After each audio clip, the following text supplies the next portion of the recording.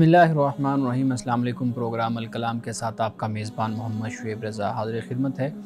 नाज़रीन किराम, इस प्रोग्राम के पहले हिस्सा में हम कुरान करीम की कुछ आयात को समझने की कोशिश करते हैं और दूसरे हिस्सा में अपने आहद के नुमाइंदा सियासी, समाजी, मजहबी मौज़ूआत पे पैदा होने वाले सवालात के जवाबात एक नए नुक्ता नज़र से जानने की कोशिश करते हैं। हस्ब साबिक़ हमारे साथ शरीक गुफ्तगू हैं जनाब अमानत रसूल साहब। अमानत साहब, बहुत शुक्रिया आपके वक्त का। मेरी मुआवनत के लिए मौजूद हैं जनाब शारिक रसूल। शारिक, बहुत शुक्रिया आपके वक्त का। नाज़रीन किराम, आपकी स्क्रीन पे हमारा व्हाट्सएप नंबर आ रहा होगा, आप अपने सवालात उस व्हाट्सएप नंबर पर भेज सकते हैं। हम इंशाल्लाह आपके सवालात को ज़रूर एड्रेस करेंगे। कल के प्रोग्राम में हमने बात की थी हज़रत ईसा अलैहिस्सलाम की सीरत पे, और हमने देखा था हज़रत ईसा अलैहिस्सलाम के वो मोजज़ात जो अल्लाह रब्बुल इज़्ज़त ने उनको अता किए थे वो क्या थे। आज मैं अमानत रसूल साहब से गुजारिश करूँगा कि सूरा मरियम की उन आयात पर बात कीजिएगा जो आज के दर्स का हिस्सा है। अमानत साहब प्लीज़। बिस्मिल्लाहिर्रहमानिर्रहीम। नाज़रीन किराम, सूरत मरियम की आयत नंबर 27 से लेकर आगे तक हमने गुफ्तगू तो की थी, लेकिन एक बड़ा अहम मसला जो मैं यहाँ पे बयान करना चाहता हूँ वो ये है कि हज़रत मरियम अलैहिस्सलाम ने जब हज़रत मसीह को जन्म दिया तो उसके बाद क्या सूरत हाल हुई उसको आयत नंबर 27 से बयान किया जाता है। लेकिन हमारे यहाँ जो अक्सर उलमा और मुफस्सिरीन की राय है वो ये है कि हज़रत मरियम अलैहिस्सलाम ने जब हज़रत मसीह को जन्म दिया तो उसके बाद आप अपनी कौम के पास तशरीफ़ लाईं, और आप जब अपनी कौम के पास तशरीफ़ लाईं तो कौम ने ये कहा कि ए मरियम, ये तूने क्या अजीब कर दिया, और या उख्ता हारून, ए हारून की बहन, तेरा बाप भी बुरा नहीं था और तेरी माँ भी बदकार नहीं थी। अब ये जो अल्फाज यहाँ पर हम पढ़ रहे हैं आयत नंबर 27 और 28 में, अब इसके बारे में एक राय तो हमारे सामने ये आती है जो अक्सरियत की राय है कि हज़रत मरियम अलैहिस्सलाम ने जब जन्म दिया तो उसके बाद गोद में लेकर हज़रत मसीह को अपनी कौम के पास आईं। लेकिन एक और नुक्ता नज़र है, अगरचे वो कम लोगों का है, वो ये है कि यहाँ से जो वाक़या बयान हो रहा है वो हज़रत मसीह अलैहिस्सलाम की पैदाइश और आपकी विलादत के बाद का नहीं, बल्कि काफ़ी सालों के बाद का वाक़या है कि यानी हज़रत मरियम अलैहिस्सलाम अपने बेटे मसीह के साथ आप तशरीफ़ लाएँ। इसका ज़िक्र हम गुज़श्ता किताबों में भी पढ़ते हैं कि आप अपने बेटे हज़रत ईसा के साथ आप अपनी कौम के पास आएँ, यानी आप सवारी पर दोनों सवार थे। तो मुमकिन है कि यहाँ जो आयत नंबर 27 से जिस तरफ इशारा किया जा रहा है ये दर हकीकत हज़रत मसीह अलैहिस्सलाम की जवानी और नबूवत का जब आपको मकाम और मर्तबा दे दिया गया था, ये उसका ज़िक्र हो रहा हो। इसलिए कि कुरान मजीद का एक उसलूब है, वो ये है कि कुरान मजीद आयात में एक बड़ा ज़माना मौजूद होता है लेकिन उस ज़माने का ज़िक्र नहीं करता। एक पहली आयत और दूसरी आयत का ताल्लुक़ आपस में जोड़ देता है, लेकिन उनके दरमियान बड़े साल और बड़ा वक्त और ज़माना मौजूद होता है, यानी उनमें फ़र्क करने के लिए। अब यहाँ पर हज़रत मरियम अलैहिस्सलाम, यानी जब आप अपने जवान बेटे हज़रत मसीह के साथ जब आती हैं तो फिर कौम के साथ जो गुफ्तगू होती है तो हज़रत ईसा अलैहिस्सलाम का किरदार और अखलाक उसके हवाले से और ऐलान नबूवत के हवाले से कौम का एतराज़ भी था कि जैसे कौमें एतराज़ करती हैं। हज़रत याह्या अलैहिस्सलाम का ज़माना था आपसे पहले का। अब उस ज़माने में आप देखिए ये बिल्कुल एक दूसरे के करीब का ज़माना है। हज़रत याह्या के साथ कौम ने क्या सलूक किया, यानी बादशाह वक्त ने आपको कैद किया और फिर आपका कत्ल किया और फिर आपके जो सर था उसको अपनी दरबार में मंगवाया। ये जुल्म बादशाह वक्त ने हज़रत याह्या अलैहिस्सलाम के साथ किया।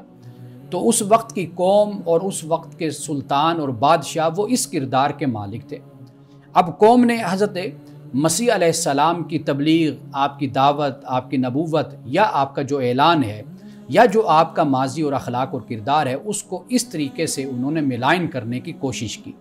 हज़रत मरियम के सामने ये कुछ कहा तो हज़रत मरियम ने खामोशी इख्तियार फरमाई, यानी आपने इस पर कोई बात नहीं की। تو اس کے بعد آپ نے اشارہ کیا حضرت مسیح علیہ السلام کی طرف، تو انہوں نے کہا کہ یہ بچہ کہ جو کل پنگھوڑے میں تھا، یعنی یہاں پر جو الفاظ ہیں وہ ہے من کان فی المہد صبیہ، کہ جو تھا پنگھوڑے میں بطور بچے کے، تو کیا ہم اس سے بات کریں، کیسے ہم اس سے کلام کریں؟ یعنی مطلب یہ ہے کہ یہ ہماری ہی گود میں بڑا ہوا یہ چھوٹا سا بچہ تھا، آج یہ ہم سے بات کر رہا ہے۔ تو یہاں پر حضرت مسیح علیہ السلام نے پھر اپنا اعلان فرمایا انی عبداللہ، کہ بے شک میں اللہ کا بندہ ہوں۔ یعنی آپ نے اپنی پیدائش کے جو ایک معجزانہ ہے اس کا جواب دے دیا کہ میں خدا نہیں ہوں، میں نہ خدا کا بیٹا ہوں، بلکہ میں اللہ کا ایک بندہ ہوں۔ اور پھر اس کے بعد جو ہم نے ایک دن پہلے ان آیات کا مطالعہ کیا اور ان کا ترجمہ میں نے پیش کیا تھا، اس میں پھر یہی باتیں بیان کی گئی کہ حضرت مسیح علیہ السلام نے کہا کہ بھئی مجھے اللہ تعالیٰ نے کتاب دی ہے، مجھے نبی بنایا ہے، مجھے اللہ تعالیٰ نے برکت والا بنایا ہے، اور مجھے نماز اور زکوٰۃ کی تلقین اور حکم اللہ تعالیٰ نے دیا کہ جب تک میں زندہ رہوں ان کی میں پابندی کرتا رہوں، اور مجھے اس بات کا بھی حکم ہے اور میں اپنی والدہ کے ساتھ بھی حسن سلوک سے پیش آنے والا ہوں، مجھے میرے رب نے جبار نہیں بنایا، شقی نہیں بنایا، اور پھر سلامتی بھی آپ نے اپنے اوپر بھیجی۔ اب یہ جو آیات ہیں یہ گویا کہ حضرت مسیح علیہ السلام جب جوان تھے آپ نے ان کے سامنے نبوت کا اعلان اور اپنے ان صفات اور خوبیوں کا ذکر کیا کہ جو اللہ سبحانہ و تعالیٰ نے آپ کو نوازا تھا۔ تو گویا کہ دو نقطۂ نظر ہمارے سامنے آ جاتے، ایک تو یہ ہے کہ حضرت مسیح علیہ السلام کی ولادت کے بعد ہی والدہ لے کر آپ کو اپنی قوم کے پاس آئی تھی اور آپ نے پنگھوڑے میں گفتگو فرمائی تھی۔ ایک نقطہ نظر یہ ہے کہ یہ در حقیقت حضرت مسیح علیہ السلام کی جوانی کا واقعہ ہے کہ جن میں بہت سے سال بیت چکے تھے، پھر جب قوم کے پاس آئے تو قوم چونکہ اپنے وقت کے نبی اور رسول کا احترام نہیں کرتی، ان پر الزام اور تہمت لگاتی ہے اور ان کا تمسخر اڑاتی ہے، تو وہ ایک انداز یہاں پر ان کا نظر آتا ہے۔ اب اس کے بعد اللہ سبحانہ و تعالیٰ یہ فرماتا ہے ذالک عیسیٰ ابن مریم، یہ ہے ابن مریم یعنی عیسیٰ ابن مریم، حضرت مریم علیہ السلام کے بیٹے۔ اگر آپ کے والد ہوتے تو پھر والد کی کنیت کو یا والد کے نام کو استعمال کیا جاتا ہے نا۔ پورے قرآن میں آپ دیکھ لیجئے کہ حضرت مریم کے بیٹے یعنی ابن مریم ہی کہہ کر حضرت مسیح علیہ السلام کو پکارا اور بلایا گیا۔ اس کے بعد فرمایا قول الحق الذی فی یمترون، سچی بات جس میں تم لوگ جھگڑ رہے ہو وہ کیا ہے؟ وہ یہ ہے کہ حضرت مسیح علیہ السلام کی پیدائش بھی معجزانہ ہے، اور پھر یہ ہے کہ اللہ تعالیٰ کے یہ بیٹے نہیں ہیں، یہ خدا نہیں ہیں، بلکہ یہ کیا ہیں؟ یہ اللہ تعالیٰ کے بندے ہیں۔ ما کان للہ ان یتخذ من ولد، اللہ کی شان یہ نہیں کہ وہ کوئی اولاد بنائے، اللہ کا کوئی بیٹا نہیں ہے، سبحانہ اس کی ذات پاک ہے، اذا قضا امرا فانما یقول له کن فیکون، جب وہ کسی کام کا فیصلہ کرتا ہے تو وہ کہتا ہے ہو جا تو وہ ہو جاتا ہے۔ یعنی یہاں پر ہو جا سے مراد یہ ہے کہ جب اللہ تعالیٰ نے امر یعنی فیصلہ کر دیا، اب اس کے بعد اس چیز کا مرحلہ شروع ہو جاتا ہے، اس کا پروسیجر شروع ہو جاتا ہے، پھر اس پروسیجر کی تکمیل کے بعد پھر اس کی تخلیق ہو جاتی ہے، اس کو وجود مل جاتا ہے۔ اب اس کے بعد فرمایا وَإِنَّ اللَّهَ رَبِّي وَرَبُّكُمْ فَاعْبُدُوهُ، اور بے شک اللہ میرا رب ہے اور تمہارا رب ہے تو اسی کی عبادت کرو۔ ھذا صراط مستقیم، یہ سیدھی راہ ہے۔ فاختلف الاحزاب من بینہم، اور پھر ان کے فرقوں نے باہم اختلاف کیا۔ یہ بھی قرآن پاک بیان کرتا ہے کہ یہ جو اختلاف کرتے ہیں جنہیں کتاب دی گئی، جبکہ ان کے بعد خدا کی طرف سے آیات بینات، خدا کی طرف سے علم آ گیا، لیکن کیوں کرتے ہیں؟ بغیم بینہم، بغی سے مراد یہ ہے کہ ریاست کے لیے، حکومت کے لیے، غلبے کے لیے آپس میں ایک دوسرے سے حسد کرتے ہیں، ایک دوسرے کی دشمنی اختیار کر لیتے ہیں، ایک دوسرے سے عداوت کرتے ہیں۔ تو یہاں پر اسی بات کو بیان فرمایا کہ فویل للذین کفروا من مشہد یوم عظیم، کہ ہلاکت ہے ان لوگوں کے لیے کہ جنہوں نے انکار کیا، یعنی انکار کرنے والوں کے لیے ایک جو بڑا دن آنے والا ہے نا، اس کے حوالے سے خرابی اور ان کے لیے ہلاکت ہے۔ ناظرین اکرام، یہاں پہ ایک اور اہم بات میں بیان کرتا چلوں کہ جو آغاز میں بیان نہیں کر سکا، وہ یہ کہ حضرت مریم کو اخت ہارون کہا، یا اخت ہارون، اے ہارون کی بہن۔ اب سوال یہ پیدا ہوتا ہے کہ ہارون کون تھے؟ ایک تو حضرت موسیٰ علیہ السلام کے بھائی ہیں، یہ بھی ایک رواج تھا کہ جو بڑے بزرگ ہوتے ہیں ان کے نام پر بھی نسبت کو بیان کر دیا جاتا ہے، یعنی ہارون کی بہن، ہارون کا بھائی، یہ ایک عام رواج تھا۔ جیسے عرب میں اخو العرب کہہ دیا جاتا ہے، عرب کا بھائی، تو یا کسی اور نسبت سے بلایا جاتا ہے، ایک تو یہ بھی ممکن ہے، یا اس طرح یہ بھی ہو سکتا ہے کہ حضرت مریم کے بھائی کا نام ہارون ہو، اور جس طرح حضرت مریم کے والد کا نام عمران ہے، اور اسی طریقے سے آپ کے جو بھائی ہیں ان کا نام ہارون ہو، اس لیے کہ عمران بھی حضرت موسیٰ کے والد کا نام بھی تھا، تو یہاں پر حضرت مریم کے والد کا نام بھی عمران ہے۔ اسی طرح ہارون بھی استعمال کیا جا سکتا ہے کہ حضرت مریم کے بھائی ہوں جن کا نام ہارون ہو، یہ دونوں یعنی دونوں کا امکان ہو سکتا ہے۔ تو اس لیے قوم والوں نے یا اخت ہارون حضرت مریم سے کہا کہ اے ہارون کی بہن۔ تو انشاءاللہ تعالیٰ کل ہم شروع کریں گے آیت نمبر 38 سے۔ ناظرین کرام، یہاں وقت ہوا چاہتا ہے ایک بریک کا، ہمارے ساتھ رہیے گا۔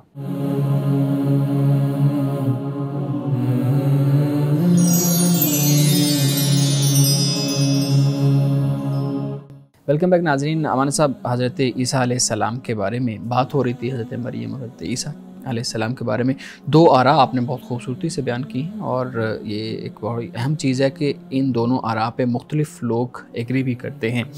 اچھا امان صاحب، سوال بنیادی طور پہ یہ ہے کہ روح القدس کا اس میں ذکر بھی آیا ہے، تو آپ بیان کیجئے گا کہ روح القدس کیا ہے؟ ہمارے ہاں مختلف آراء ملتے ہیں، آپ بتائیے گا۔ دیکھیے، قرآن مجید کی روشنی میں جب ہم دیکھتے ہیں تو حضرت مسیح علیہ السلام کا جہاں پہ ذکر آیا تو وہاں پہ وَأَيَّدْنَاهُ بِرُوحِ الْقُدُسِ کے الفاظ ہیں۔ قدس کے ذریعے، روح القدس کے ذریعے سے اللہ تعالیٰ نے آپ کی تائید کی، مدد کی آپ کی۔ اب اس سے مراد حضرت جبریل علیہ السلام لیے جاتے ہیں، کیونکہ ہر نبی کی اگر ہم تاریخ کو پڑھتے ہیں دیکھتے ہیں تو ان کی قوم نے جو وحی اترتی تھی، جو کلام اترتا تھا، جو اللہ کی طرف سے ہدایت دی جاتی تھی، اس کو کسی جادوگر کی طرف منسوب کر دیتے تھے۔ حضرت مسیح علیہ السلام کے حوالے سے بھی یہی کہا گیا کہ بھئی آپ جادوگر ہے جو آپ کو سکھاتا ہے، تو اس کی در حقیقت تردید کر کے، اس کی مذمت کر کے اللہ سبحانہ وتعالیٰ نے یہ بیان کیا کہ کوئی جادوگر نہیں ہے، نہ کوئی جادو ہے، یہ روح القدس ہیں، یعنی جبریل ہیں کہ جو آتے ہیں اور جو حضرت مسیح علیہ السلام کی تائید کرتے ہیں۔ بالکل صحیح ہے۔ ہمارے سب ایک حدیث مبارکہ، جیسے آپ نے ابھی قرآن پاک کی وہ اس آیت سے استدلال کیا کہ یہ واقعہ جو حضرت عیسیٰ علیہ السلام کے کلام کرنے کا ہے، یہ اس میں دو رائے ہیں، بچپن میں بھی ہے اور جوانی میں جب آپ اپنی قوم کے ساتھ مخاطب ہوئے جو ہے نا وہ بات کی۔ اسی سے متعلق ایک حدیث مبارکہ ہے کہ رسول اللہ صلی اللہ علیہ وآلہ وسلم نے فرمایا کہ بنی اسرائیل کے 3 بچوں نے بچپن میں کلام کیا ہے۔ اب اس میں ایک نام حضرت عیسیٰ علیہ السلام کا ہے، تو اب جو پہلی رائے ہے جو آپ نے بیان کی، اس کو تو اس حدیث سے بھی تائید مل رہی ہے، آپ کیا کہیں گے؟ دیکھیے، علماء کے ہاں جو دیکھنے کا انداز ہے وہ مختلف ہے ایک واقعے کو، یعنی مثال کے طور پر حضرت یوسف علیہ السلام پر جب تہمت لگائی گئی، زلیخا نے لگائی، تو وہاں پر بھی ایک شخص موجود تھا یا جس نے اس بات کی گواہی دی، گواہی کہہ لیں، لیکن قرآن مجید کو جب ہم پڑھتے ہیں تو ہمیں اس سے یہ اس کے جسے ہم کہتے ہیں ریفرنس ٹو دا کانٹیکسٹ سے، سیاق و سباق سے جو ہمیں معلوم ہوتا ہے وہ یہ ہوتا ہے کہ یہ ایسی ہے کہ جیسے کوئی مسئلہ پیدا ہوا، شور شرابہ ہوا، تو وہاں پر پھر کوئی ایک دانا شخص موجود ہے تو وہ کہتا ہے کہ بھئی آپ اس مسئلے کو یوں دیکھیں، اس کا جائزہ لیں، اگر اس طرح ہو جائے تو پھر فلاں فریق سچا ہے، اگر اس طرح ہو جائے تو پھر فلاں فریق سچا ہوگا۔ تو قرآن مجید کا بھی ایک سیاق و سباق ہوتا ہے، اس سے بات سمجھ آتی ہے۔ جہاں تک جو روایت کا تعلق ہے، اسی کی بنیاد پر ہی ہمارے ہاں جو مفسرین کرام نے ایک رائے قائم کی ہے کہ بھئی حضرت مسیح علیہ السلام کا جو بولنا ہے وہ بچپن میں ہی آپ کا کلام کرنا تھا پنگوڑے میں، اسی حدیث ہی کی بنیاد پر۔ اور جو دوسرا نقطہ نظر رکھتے ہیں وہ پھر اس حدیث پر کلام کرتے ہیں کہ یہ خبر واحد ہے، یا یہ ہے کہ اس کی سند کا جو معاملہ ہے اس پر بھی وہ گفتگو کرتے ہیں، جس کی بنیاد پر پھر وہ یہ کہتے ہیں کہ قرآن خود اپنی بات کو بھی بیان کر رہا ہوتا ہے، تو آپ قرآن کی جو تفسیر ہے پھر وہ اگر قرآن سے آپ کرتے ہیں تو اس سے یہ بات ہمیں سمجھ آتی ہے کہ یہ جو واقعہ ہے یہ اس طرح بھی رونما ہو سکتا ہے۔ بالکل صحیح۔ مولانا صاحب، ایک سوال کا مختصر میں جواب چاہوں گا، آپ دیجیے گا۔ ہمارے ہاں بیان کیا جاتا ہے کہ حضرت عیسیٰ علیہ السلام کو صلیب پہ چڑھا دیا گیا تھا، آپ اس پہ رائے دیجیے۔ قرآن مجید نے اس کی تردید کی، وما قتلوا وما صلبوا، کہ حضرت مسیح علیہ السلام کو نہ قتل کیا گیا اور نہ ہی کروسیفائی کیا گیا۔ صحیح، بہت خوبصورتی سے آپ نے بیان کر دیا۔ اچھا ہمارے سامنے کچھ ناظرین کے سوالات بھی ہیں، میں آپ کے سامنے رکھتا ہوں۔ کہتے ہیں جی کیا بچوں کے لیے سامان آسائش مہیا کرنا یہ والدین پہ واجب ہے، یعنی ضروری ہے یا نہیں؟ دیکھیے یہ چیزیں اگر آپ شریعت کی روشنی میں اگر آپ دیکھتے ہیں تو شریعت کی روشنی میں یہ کوئی اولاد کے حقوق میں سے یہ چیز نہیں ہے۔ ٹھیک، یعنی بنیاد کیا ہے جو والدین کی ذمہ داری ہوتی ہے وہ یہ ہوتی ہے کہ اچھی تربیت دینا اور ایک اچھا شہری بنانا، اور پھر یہ ذمہ داری ہوتی ہے کہ جو اولاد کا کھانا پینا ہے وہ والدین کی ذمہ داری ہوتی ہے۔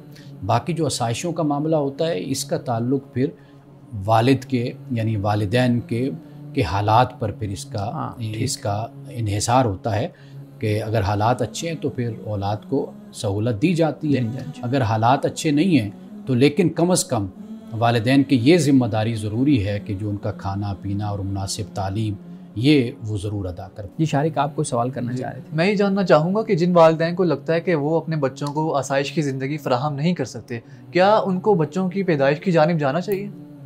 اچھا، پہلی بات تو یہ ہے کہ آسائش اور ضروریات زندگی ان دونوں میں فرق ہے۔ ضروریات زندگی یہ والدین کی ذمہ داری ہوتی ہے کہ وہ بچوں کو کھانے پینے کے معاملات ہیں، ان کے لباس کا معاملہ ہے، ان کی اچھی تربیت ہے، یہ والدین کی ذمہ داری ہوتی ہے۔ آسائش کی تو کوئی حد نہیں ہوتی نا، آسائش تو پھر لامحدود ہیں آسائشیں۔ گاڑی دیکھ لیجئے، چھوٹی گاڑی سے لے کر بڑی گاڑی تک تو اس کی کوئی حد پھر نہیں رہتی۔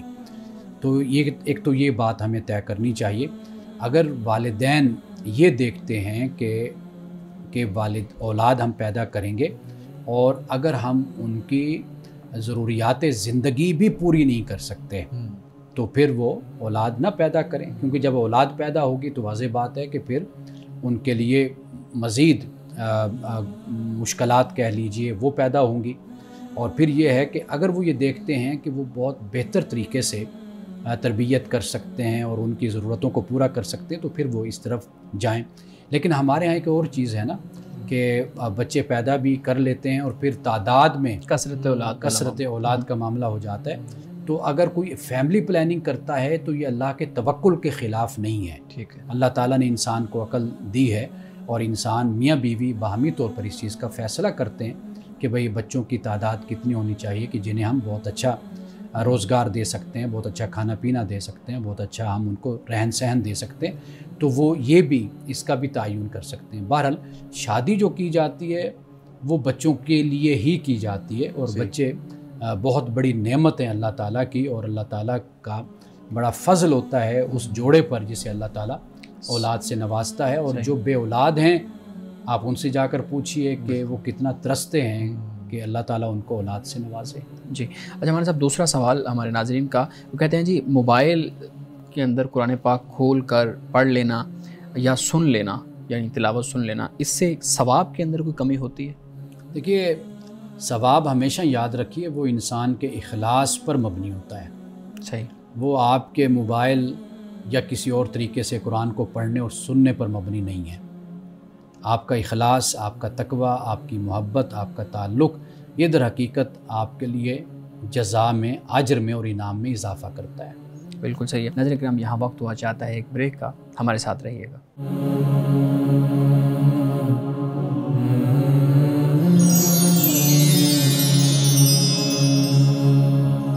ویلکم بیک ناظرین۔ امان صاحب، اگلا سوال ہمارے ناظرین کی طرف سے، سوال یہ ہے کہ نماز کے دوران اگر عورت کے بال نظر آ جائیں یا جسم کا کوئی حصہ جس سے کپڑا ہٹ جائے تو کیا نماز ٹوٹ جاتی ہے اور نماز دہرانا ضروری ہے یا نہیں؟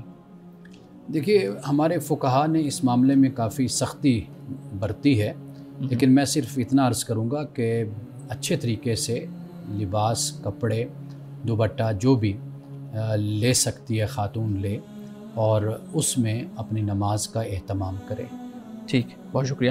اچھا، ایک اگلا سوال یہ ہے کہ بغیر وجہ کے کرسی پہ بیٹھ کے یا زمین پہ بیٹھ کے نماز ادا کی جا سکتی ہے یا نہیں؟ دیکھیے بے وجہ تو نہیں ادا کی جا سکتی۔ اصل چیز یہ ہے کہ آپ، قرآن کہتے ہیں لا نکلف نفسا الا وسعها، اللہ پاک فرماتا ہے کہ ہم کسی کو اس کی وسعت سے بڑھ کر تکلیف نہیں دیتے. تو اس لیے لہٰذا آپ میں ہم سب مکلف ہیں. اگر ہم صحت مند ہیں، کھڑے ہو کر پڑھ سکتے ہیں تو کھڑے ہو کر پڑھیں، اور اگر ہم کھڑے ہو کر نہیں پڑھ سکتے تو پھر جو بھی صورتحال ہمارے لیے سوٹیبل ہے اس کے مطابق پھر نماز کو ادا کریں. اچھا، یہ بھی خود ہی ڈیسائیڈ کرنا ہوتا ہے کہ آپ تھکیں یا نہیں تھکیں، یا آپ کر سکتے ہیں یا نہیں کر سکتے؟ یہ آپ کا اور آپ کے خدا کا معاملہ ہے کہ آپ کیا اس وقت کس کنڈیشن میں ہیں، اس کے مطابق آپ فیصلہ کریں. بعض اوقات انسان تھکا ہوتا ہے تو وہ کہتا ہے چلیں 2 رکعتیں میں نے کھڑے ہو کے پڑھ لیں، 2 بیٹھ کے پڑھ لیتی. ٹھیک ہے امان صاحب، اگلا سوال جو ہے نا وہ یہ ہے کہ جو لڑکی ہے وہ اپنی شادی والے دن میک اپ کر لیتی ہے جب، تو اس کے بعد اس کو سارا دن فنکشنز میں اور اس طرح سے گزارنا ہوتا ہے، تو اس میں پھر وہ وضو کیسے کرے؟ دیکھیے، وضو کر کے میک اپ کیا جا سکتا ہے. جن لوگوں نے نماز پڑھنی ہوتی ہے نا، ٹھیک ہے، ان کے لیے کوئی بہانہ اور کوئی عذر نہیں ہوتا. صحیح، وہ کوئی نہ کوئی اس مسئلے کا حل نکال لیتے ہیں. جنہوں نے نہیں پڑھنی ہوتی تو ان کے لیے پھر بہت سے بہانے ہوتے ہیں. جی. تو لہٰذا کوئی بھی وجہ ہو، مثلا دلہن ہے، کوئی دلہا ہے، یا کوئی بھی حالت ہے، تو وہ جس نے اگر دلہن نے نماز پڑھنی ہوگی نا، وہ اس مسئلے کا کوئی نہ کوئی حل ضرور وہ نکال لے گی. شارق، آپ کے پاس بھی کچھ سوالات ہیں مانے صاحب سامنے؟ ہم اکثر اپنے بڑوں سے سنتے ہیں کہ ہمیں زندگی میں مثبت رہنا چاہیے، اس کا کیا مطلب ہے؟ دیکھیے، اب تو اگر ہم سائیکالوجی کو پڑھتے ہیں جی، اور سائنس کو ہم پڑھتے ہیں اس حوالے سے، تو اب تو وہاں پر بھی ہمیں بہت کام نظر آتا ہے. یعنی لوگوں کے لیکچرز بھی ہیں اس پر کہ پازیٹیوٹی کیا ہے، کیسے پازیٹیو رہنا چاہیے، لوگ نیگیٹیو کیسے ہوتے ہیں. ایک تو یہ بات اب پرانی نہیں رہی کہ بھئی بڑے یہ کہتے ہیں. اب تو آپ اگر دیکھیں تو آپ کو بڑے بڑے اسکالرز، موٹیویشنل اسپیکرز اور ان شعبوں سے تعلق رکھنے والے لوگ، اب وہ ہر مقام پر ان کے لیکچرز میں یہ چیز بڑی کثرت کے ساتھ بیان کی جاتی ہے. اس کی ایک وجہ تو یہ کہ معاشرے میں نیگیٹیوٹی زیادہ پھیلتی چلی جا رہی ہے. نوجوان خاص طور پر نفسیاتی مسائل کا شکار ہوتے چلے جا رہے ہیں. تو اس وجہ سے اس کو کاؤنٹر کرنے کے لیے یا اس کی ریمیڈی کے لیے، اس کے علاج کے لیے اب اس طرح کے لیکچرز اور اس طرح کی تھراپی اور اس طرح کے طریقہ کار موجود ہیں ہمارے معاشرے میں. ایک بات. دوسری بات یہ ہے کہ جب بڑا چھوٹے میں یا استاد شاگرد میں جب یہ دیکھتا ہے کہ اس کی گفتگو میں نیگیٹیوٹی زیادہ ہے، یعنی آپ یوں سمجھ لیجئے کہ جسے ہم بدگمانی کہتے ہیں کہ یہ دوسروں کے بارے میں زیادہ بدگمان ہوتا ہے، تو وہاں پر پھر بڑے یہی کہتے ہیں کہ آپ پازیٹیو آپ ہو جائیے. یا پھر یہ ہوتا ہے کہ 2 چیزیں ہیں جو لوگوں میں موجود نظر آتی ہیں. ایک ہے بہت زیادہ اپنی شخصیت کا بیان، اس کا اظہار. دوسری چیز یہ ہوتی ہے کہ دوسروں کو ہمیشہ انڈر ایسٹیمیٹ کرنا، انسلٹ کے انداز میں ان کے بارے میں کومنٹس پاس کرنا. یہ جو ایٹیچیوڈ ہوتا ہے، تو اس پر پھر ہمیشہ اسی بات کی تلقین کی جاتی ہے کہ آپ اپنے آپ کو پازیٹیو رکھیں. پازیٹیو سے مراد یہ ہوتا ہے کہ ہم ایک حدیث پڑھ رہے تھے 2-4 دن پہلے اپنے پروگرام میں. اس میں کہا کہ رسول اللہ صلی اللہ علیہ وسلم نے فرمایا کہ اکثر جو یہ ظن ہوتے ہیں نا، گمان، یہ جھوٹے ہوتے ہیں. اگر آپ اس کی تحقیق کریں گے تو آپ کو معلوم ہوگا کہ اکثر طور پر بدگمانی یا جو گمان ہوتا ہے وہ غلط ثابت ہوتا ہے. تو لہٰذا کبھی بھی اپنی شخصیت کو اس طرح ڈیمیج نہیں کرنا چاہیے کہ وہ باتیں کہ جو ظن اور گمان اور اسپیکولیشن کے گرد گھومتی رہتی ہیں اندازوں میں، اس پر انسان کبھی بھی اپنی سوچ کو اور اپنی فکر کو اور اپنی شخصیت کو کبھی برباد نہ کرے اور اس پر کبھی کھڑا نہ کرے اپنے آپ کو. لیکن کچھ صورتوں میں تو ہمیں احتیاط بھی برتنی چاہیے اور محتاط ہونا پڑتا ہے. کیا ایسی صورتوں میں فکر مند نہ ہونا اور مثبت ہونا ٹھیک ہے؟ یعنی وہ اگر آپ کیس کون سی صورت کیس ٹو کیس ویری کرتا ہے معاملہ، تو اگر آپ کوئی ایسی صورت سامنے رکھیں گے تو پھر ہم اس پر بات کر سکتے ہیں. امان صاحب، آج کل تو اس پہ بہت زیادہ جو ہے نا وہ ذرائع بھی ہیں. ہمارے سائیکالوجسٹ جو ہے نا وہ میڈیٹیشن کا ذریعہ ہے، باقی دوسری طرح سے چیزیں ہیں، تو اس کے ذریعے بھی یہ پریکٹس کروائی جاتی ہے کہ مثبت رہا جائے اور یہ چیزیں ہو سکیں. پچھلے دنوں مجھے یاد ہے کہ جب ہم ادارہ فکر جدید میں پروگرام کر رہے تھے تو اس میں بھی ہم نے پوری اس طرح کا ایک سیشن کیا تھا. اچھا، میرا اگلا سوال یہ کہ اسلام میں چوری کی سزا ہاتھ کاٹنا ہی کیوں ہے؟ یعنی کہ ہم نے اپنے بچپن میں سنا ہے کہ چوری کی سزا ہاتھ کاٹنا ہے اسلام میں، اور پہلے بھی اسلام کے قرآن مجید میں اس کو بیان کیا گیا ہے. قرآن مجید کا جو اسلوب ہے نا، وہ ہے السارق والسارقۃ. پہلے چور اور چورنی اس کا ذکر آیا، پہلے ان دونوں جینڈر کا ذکر آیا. یہ جو اسلوب ہے قرآن مجید کا، اس سے معلوم ہوتا ہے کہ یہ وہ شخص ہے کہ جو چوری سے باز نہیں آتا. جی یعنی واضح بات ہے کہ جب وہ چوری کرے گا تو اگر کوئی ایسی صورت بنے گی تو وہ اس گھر والے کو قتل بھی کر سکتا ہے، مار بھی سکتا ہے. یہ وہ چوری نہیں ہے کہ جیسے کبھی کسی نے کوئی پین اٹھا لیا، اچھا، یا 2 پیسے لے لیے یا کوئی چیز لے لی، تو کبھی کبھار یہ ایک مختلف رویہ ہوتا ہے. قرآن پاک نے باقاعدہ جو بیان کیا، یہ ایک بڑا سنگین جرم بن جاتا ہے، یعنی عادی مجرم سنگین جرم بن جاتا ہے کہ اگر ایسا اقدام نہ کیا جائے، بلکہ اس اقدام سے پہلے وہ لوگوں کو بہت زیادہ مالی اور جانی نقصان پہنچا چکا ہوتا ہے، کہ جس کے بعد قرآن پاک نے یہ بیان کیا کہ ایسے لوگوں کے ہاتھ کاٹے جائیں تاکہ یہ لوگوں کے لیے، دوسروں کے لیے عبرت بنے، پھر یہ اقدام نہ کریں. جی اچھا، میں کہیں پڑھ رہا تھا کہ لڑکیوں کو ہاسٹل میں اکیلے رہنے کی اجازت نہیں ملنی چاہیے، کیونکہ اللہ نے تو بنا محرم کے خواتین کو حج کرنے کی اجازت نہیں دی. کیا اس بات کو درست مانا جانا چاہیے؟ دیکھیے 2 چیزیں بالکل جدا ہیں، ہاسٹل میں رہنا یا حج کے لیے جانا.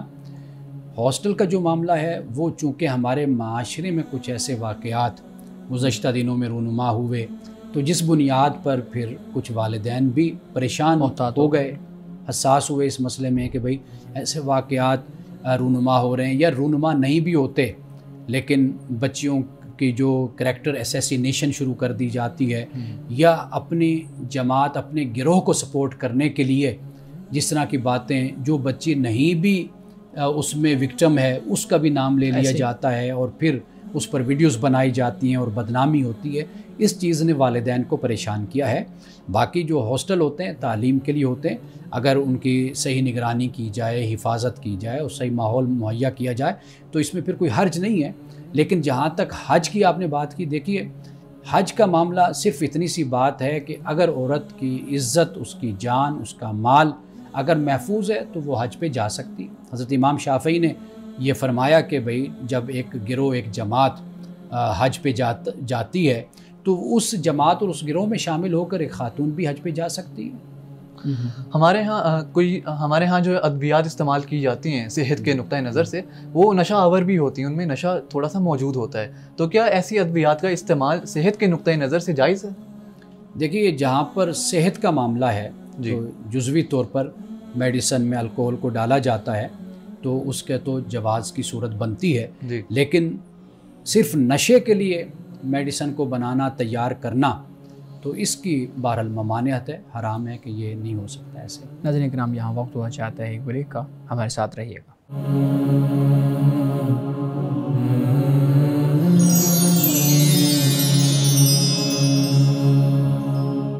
ویلکم بیک ناظرین. جی اشارے کا ہم سوال کر رہے تھے، اگر کسی ہائی پروفائل شخصیت کی جان کو خطرہ ہو اور وہ عوامی اجتماعات میں نہیں جا سکتا، تو کیا وہ عید کی نماز گھر میں پڑھ سکتے ہیں؟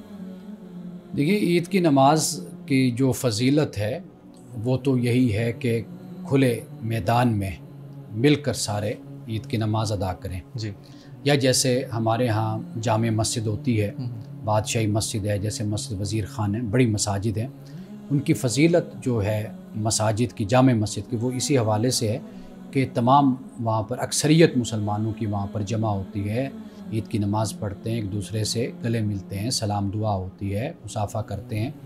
تو یہ ایک بڑا اجتماع اس مقصد کے لیے ہوتا ہے. لیکن جہاں تک ایک سنت کی ادائیگی ہے، وہ اگر آپ اس طریقے سے اس کا اہتمام کرتے ہیں کہ مثال کے طور پر ایک شخصیت ہے، اس کی جان کو خطرہ، اور اس کی وجہ سے کئی اور لوگوں کی جانوں کو بھی خطرہ ہو سکتا ہے، تو پھر بے شک وہ کسی محفوظ جگہ پر جو بھی ہو وہاں پر عید کی نماز پڑھ سکتے ہیں. من صاحب میں یہاں پہ ایک چیز آپ سے پوچھنا چاہوں گا. ہمارے ہاں اجتماعات کی جیسے ابھی آپ نے بات کی، تو عید کا اجتماع ہوتا ہے، جمعہ کا اجتماع ہوتا ہے، محافل ہوتی ہیں، دروس ہوتے ہیں.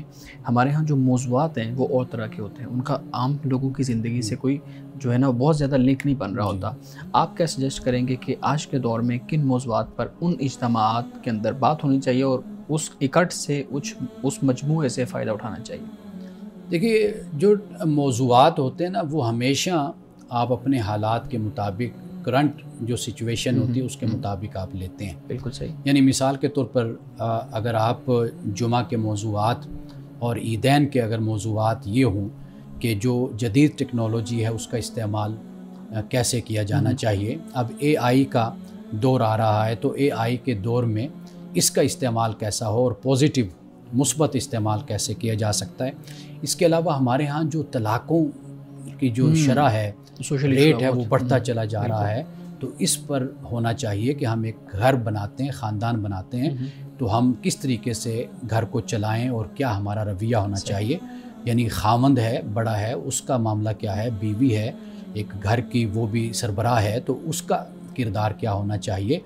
हम ये भी देखते हैं कि तलाक़ में होने में ससुराल का बड़ा किरदार होता है, सास है, ससुर है और देवर है, जेठ है और इस तरह दूसरे रिश्ते होते हैं, उनको क्या समझाया जाना चाहिए। ऐसे बहुत से मौज़ूआत हैं कि जिन पर मिसाल के तौर पर फ़िरक़ावारियत का सबसे बड़ा मसला है कि भाई हम अपने अपने मसलक पर, अपने अपनी सोच पर हम चलते रहें, लेकिन दूसरों की जान का दुश्मन ना बने।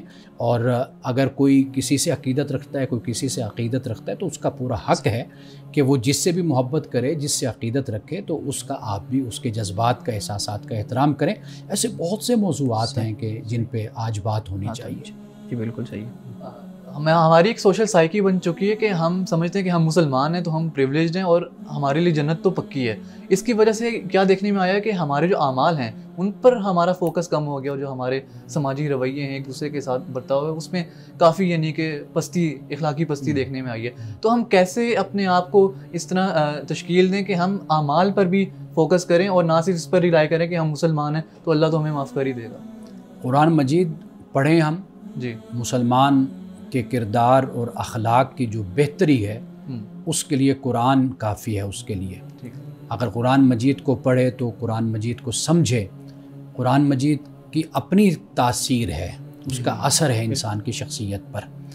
कुरान मजीद को अगर हम पढ़ेंगे तो जिन की तरफ आपने इशारा किया, तो वो ख़ुद मसाइल कुरान हल करता है, यानी गैर महसूसाना तौर पर इंसान की शख्सियत को संवारता चला जाता है। यानी मिसाल के तौर पर आप देखिए, कुरान मजीद ने इसकी मज़म्मत की है कौम यहूद और कौम नसारा को। कुरान ने कहा कि वक़ालू लन यदखुलल जन्नत इल्ला मन काना हूदन औ नसारा तिलका अमानियुहुम।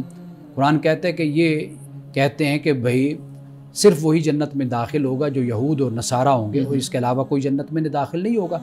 अल्लाह ने फरमाया तिलका अमानियुहुम, ये तुम्हारी झूठी ख्वाहिशें हैं। कुल हातु बुरहानकुम इन कुंतुम सादिकीन, तो लाओ इस पर अपनी कोई दलील लाओ अगर तुम सच्चे हो तो मतलब ये कि कुरान पाक ने आगाज़ से ही इस तसव्वुर का बुतलान किया, इसको झुटला दिया है कि ऐसा अल्लाह की बारगाह में कोई इस बुनियाद पर किसी की बख्शिश नहीं वो ये कह दे कि जी मैं फ़लाँ मज़हब से या फ़लाँ दीन से या फ़लाँ ख़ानदान से या फ़लाँ कबीले से, मैं बुज़ुर्गों के ख़ानदान से ताल्लुक़ रखता हूँ या मैं अम्बिया और रसूल के ख़ानदान से ताल्लुक़ रखता हूँ। ये बख्शिश का मेयार नहीं है। बख्शिश का मेयार ईमान और अमल सालेह है जिसको कुरान मजीद ने बयान किया। अच्छा, मेरा अगला सवाल ये है, क्या इल्म नजूम सीखना दुरुस्त है? देखिए, एक इल्म के तौर पर उसके सीखने में कोई हर्ज नहीं है। ठीक है। अल्लाह सुब्हानहू व तआला की ज़ात जो है वो है हर काम में और हर हालत में इंसान की मदद करने वाली और इंसान के हालात को बदलने वाली। ये बात हमारे जहन में रहनी चाहिए कि जो हकीकी ज़ात है वो खुदा की ज़ात है। एक इल्म के तौर पर अगर आप सीखते हैं, मिसाल के तौर पर सहाबा के ज़माने में, आप अलैहिस्सलाम के ज़माने में, उससे पहले भी नुजूम का इल्म था, यानी लोग सितारों को देखकर सफ़र किया करते थे, तो इस हद तक जायज़ है। लेकिन आप कुल्ली तौर पर नुजूम पर ही सहारा करके और एतमाद और ईमान रख कर बैठे हों तो इसकी इजाज़त नहीं, ये कुफ्र और शिरक है।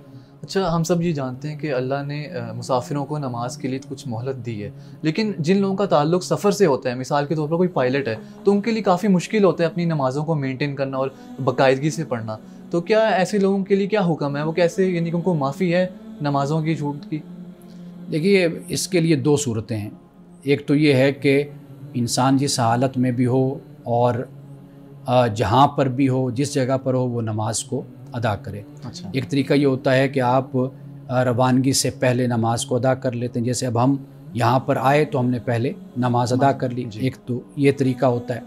एक तरीका ये होता है कि दौरान आप जिस हालत में और जो वक्त आपके पास है आप उस वक्त नमाज को अदा कर लेते हैं। या तरीका होता है कि जब आप उतरते हैं तो फिर आप अपनी नमाज़ों को अदा कर लेते हैं, इकट्ठा कर लेते हैं। तो ऐसी बहुत सी सूरतें बन जाती हैं, लेकिन शर्त यह कि पढ़ने की नीयत बंदे की हो तो फिर उसके حل بھی اللہ سبحانہ و تعالیٰ انسان کو دے دیتا ہے۔ اچھا، اللہ نے جو ہے کیا کہتے ہیں حساب بھی لینا ہے، ہمارا حساب و کتاب کرنا ہے، پھر یہ بھی فرمایا ہے کہ جو مسلمان ہیں وہی جنت میں جائیں گے، جو شرک کرتے ہیں وہ نہیں جائیں گے۔ تو ایسا کیوں ہے؟ یعنی کہ اگر مسلمان ہونا ہی گارنٹی ہے جنت جانے کی، تو پھر حساب کتاب کیوں ہوگا؟ دیکھیے، پہلی بات تو یہ ہے کہ جو شرک ہے وہ اللہ تعالیٰ کو نہایت ناپسند ہے۔ قرآن پاک نے اس کو ظلم قرار دیا، اس کی مذمت کی، وہ اس کو ظلم اللہ نے قرار دیا، اس لیے کہ اس ساری کائنات اگر آپ اس کو ریاست دیکھیں تو اس کا حکمران، اس کا بادشاہ، اس کا سلطان، اس کا خالق فقط ایک خدا کی ذات ہے۔ یہ ایسے ہی ہے کہ جیسے ہم ریاست میں اور اسٹیٹ میں دو حکمران برداشت نہیں کر سکتے، جب اسٹیٹ کا قانون ہے، اسٹیٹ کا حکمران ہے، تو دوسرا اس کے مقابل میں دعویٰ کر کے کھڑا ہو جائے تو اس پر غداری کا مقدمہ ہوتا ہے، وہ اسٹیٹ پھر اسٹیٹ نہیں رہتی، وہاں پر مشکلات پیدا ہونا شروع ہو جاتی ہیں۔ تو اللہ کی یہ جو کائنات ہے اس میں فقط ایک ہی مالک ہے، ایک ہی سلطان ہے، ایک ہی بادشاہ ہے۔ تو لہٰذا اگر جو اس سے بغاوت کرے گا، واضح بات ہے کہ وہ غداری کا ارتکاب کرے گا، تو پھر خدا جو چاہے پھر اس کو وہ سزا دے۔ مولانا صاحب، آج کی حدیث مبارکہ بیان کیجیے گا۔ آج کی حدیث حضرت عطیہ سے یہ روایت ہے، کہتے ہیں کہ رسول اللہ صلی اللہ علیہ وسلم نے فرمایا، غصہ شیطان سے ہے، اور شیطان آگ سے پیدا ہوا ہے، اور آگ کو پانی بجھاتی ہے، یعنی آگ کو پانی بجھا دیتا ہے۔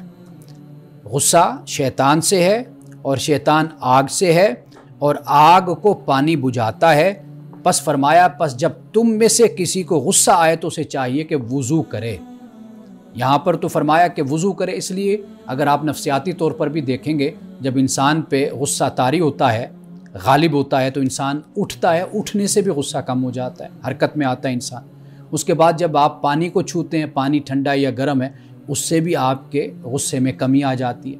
آپ علیہ السلام نے ایک اور مقام پر یہ بھی فرمایا کہ جیسے فرمایا کہ اگر انسان بیٹھا ہے تو وہ کھڑا ہو جائے، یعنی اگر کھڑا ہے تو بیٹھ جائے، بیٹھا ہے تو وہ لیٹ جائے، تو فرمایا کہ اس سے بھی غصہ ختم ہو جاتا ہے۔